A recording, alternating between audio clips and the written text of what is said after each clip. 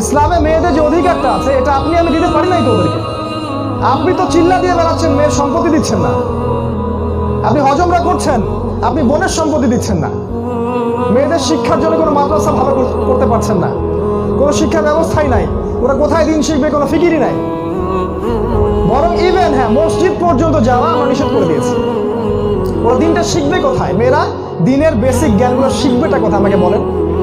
এই মেয়েগুলো যখন স্কুলে যাবে, ইউনিভার্সিটিতে যাবে, কলেজে যাবে, তখন তো ওদের গেট আপ দেখলে আপনি বুঝতেই পারছেন এরা দাজ্জালের অনুসারী হয়ে গেছে। অতএব এর পিছনে আপনি আমি সমান দায়ী, শুধু ওরাই দায়ী নয়। নবীজি বলেছেন আমি দেখে এসেছি মেয়েদের অবস্থা এরকম। অতএব মা বোনদেরকে অনুরোধ করবো খুব সতর্কতার সাথে পা ফেলতে। প্রগতির নামে দুনিয়ার স্বার্থে এমন কোন কাজে পা দিবেন না যেটা আল্লাহ এবং তার রাসূল নিষেধ করেছেন। আল্লাহ এবং তার রাসূলই আপনার সাথে যাবেন, আর কেউ যাবেন না।